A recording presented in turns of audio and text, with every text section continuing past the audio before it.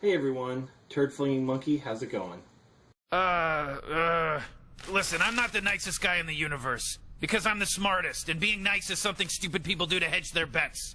Now, I haven't been exactly subtle about how little I trust marriage. I couldn't make it work, and I could turn a black hole into a sun, so at a certain point you gotta ask yourself, what are the odds this is legit, not just some big lie we're all telling ourselves because we're afraid to die alone? Because, you know, that's exactly how we all die. Alone.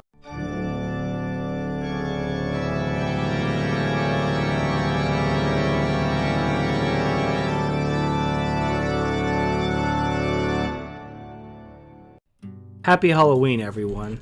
So on this spooky night, I wanted to do a video about the fear of dying alone. And this is one of those things that at the end of the day, a lot of men fall prey to. You know, you could understand intrinsically and emphatically that women don't really love men, at least not in the way that men love women. That their love is conditional upon utility and resources. You can understand that. But you could still decide, you know, I really just don't want to die alone, so I'm going to get married or I'm going to have this girlfriend or whatever. You're going to take the plunge anyway, knowing what's going on. I've even heard a quote from Jack Nicholson where he talks about being afraid to die alone. And Jack Nicholson's like an uber successful, very rich, very charismatic actor. He can probably have any woman he wants. And here he is, being afraid to die alone. So this is the topic I want to cover today. First of all, you need to understand that everyone dies alone. Well, there's one person who doesn't die alone. This two-headed girl named Abby and Brittany Hansel, she's not going to die alone because it's basically like two conjoined sisters that share vital organs together. So when one of them goes, the other one's going with them. Any other questions on the horizon, like how will they date? You know, I hear them and their girlfriends talk about guys, but they probably aren't going to be sharing that with me right now, who they may have a crush on or what they're feeling, but I'm sure they do. And just the way I see them interact. The whole world doesn't need to know who we're dating or what we're going to do and everything. As for motherhood, only time will tell. Yeah, we're going to be moms. We haven't thought about how being moms is going to work yet. We're just 16. We don't need to think about that right now. So if your name isn't Abby and Brittany Hansel, you're going to die alone. If you don't have a sibling growing out of your body like Quado from Total Recall, you are dying alone. And there's nothing wrong with that.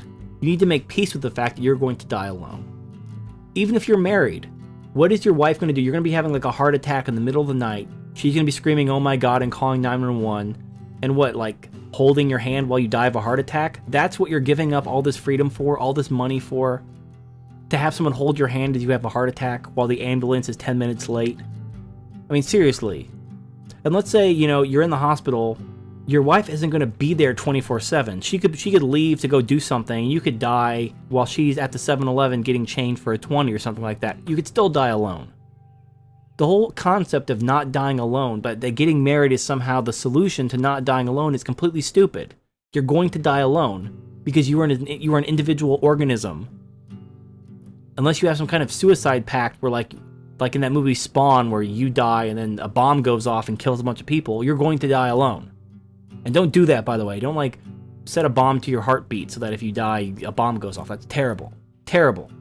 The point is you're going to die alone. And you need to make peace with that. Now, beyond simply dying alone, what are we really talking about?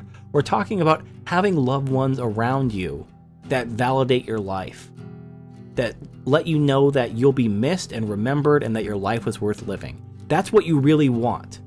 It's not having someone in the room with you as you die. It's knowing that your life meant something. So think about this.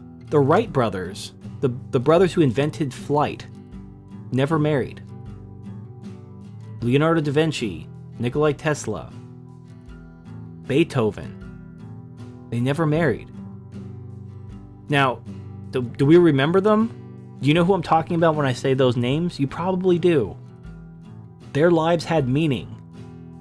Family is not the end-all be-all of your life's existence and meaning.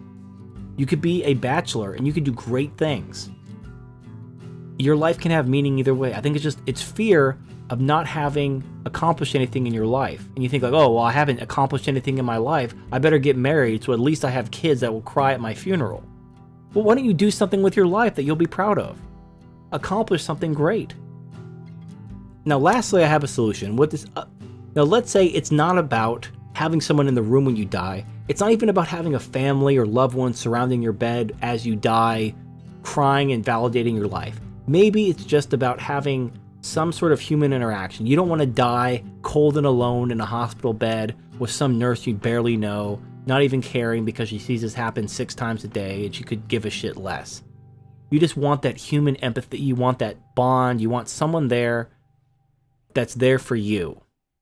All right. So I have a solution. What I want you to do, I want you to arrange that when you're in the hospital, dying or whatever, that you have a stripper come to your hospital room and give you a lap dance. Just have her work it. And I understand most strippers are not going to want to come to a hospital and give a dying old man a lap dance. So you're going to have to pay him a little extra. But everyone has their price. And I guarantee whatever price that is going to be cheaper than a marriage. So get a nice young stripper. Even if she's a single mom, who cares? Get a nice young hot stripper to give you a lap dance on your deathbed. Make you feel good about yourself. Go out with a bang. And there you go. You'll still die alone because you were going to die alone anyway. People may or may not be crying at your funeral, but you'll be dead. Who gives a shit? It's really kind of a dumb thing to worry about. Especially, it's a really dumb thing to sacrifice your life for. So that's about all I have to say on this subject. Happy Halloween. Thank you for watching, and I'll see you next time.